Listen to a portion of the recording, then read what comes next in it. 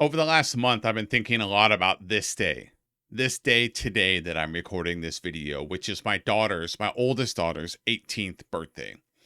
And I've been thinking a lot about this day when it comes to context of being a parent and then also just being middle aged and being in my role where I am in my life.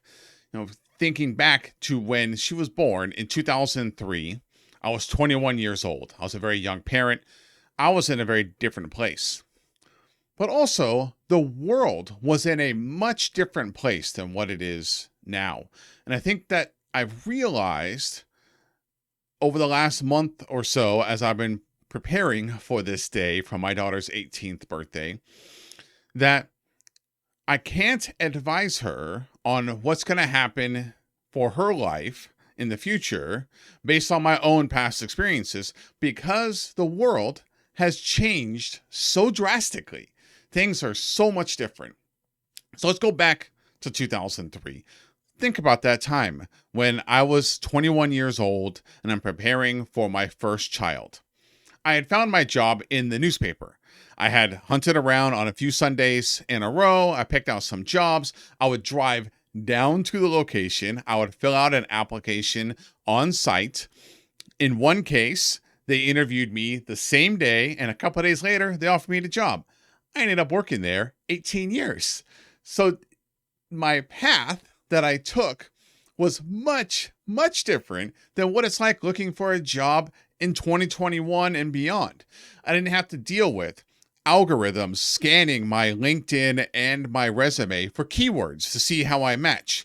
I didn't have recruiters that their whole job is to go out and find people and also weed out people that they think someone else wants to work with.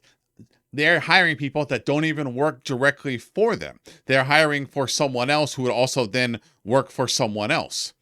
So my experience back in 2003 when I first started looking for a job is much, much different than what it takes to find a job in 2021. My past experiences will never match what her future and all young people's future is going to be. And that's the problem with advice, is that we want to give advice based on the way the world was, not the way the world is and will be. We took a much different path in order to get here in our life than what the next generation and the generation after that and generation after that will take to be able to get into the same position. And that's something that we need to keep in mind when we're coaching and mentoring and hiring younger people on our teams and how they see us as leaders. Because remember, their path is going to be so much different than what our path is.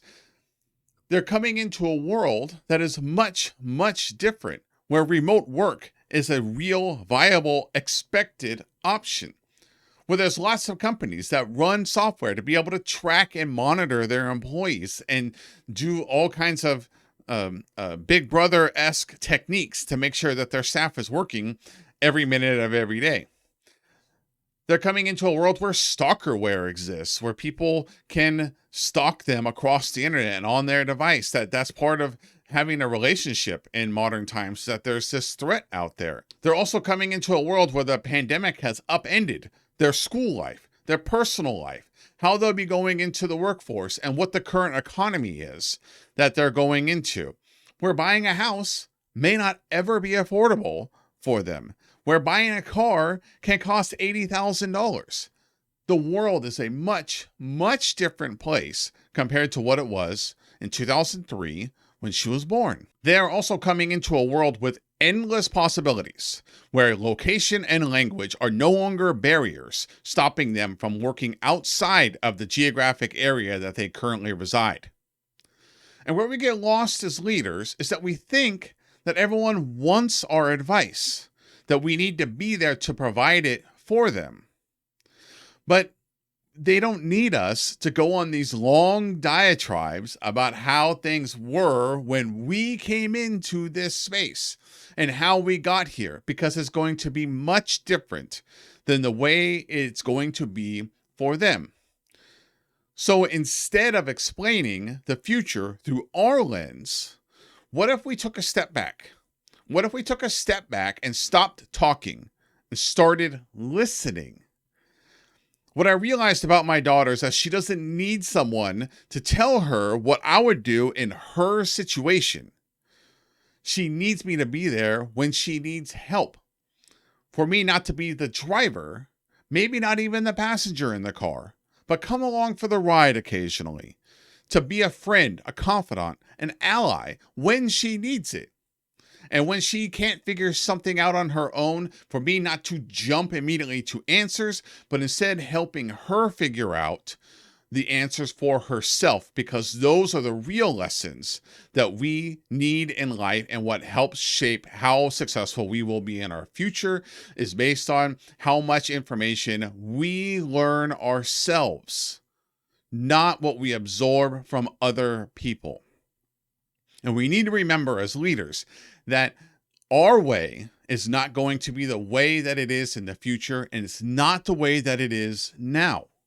And we need to take a step back and think about, before we give advice, that instead of being an advisor, we be a partner and an ally and a friend to the young people that are around us, and let them develop into the world that they understand better than we do. That's what I got this time. I would love to hear your thoughts on this topic. Leave a comment below wherever you're watching this video. There's a lot of places where you can watch it. That's all I got for this time. See you next time.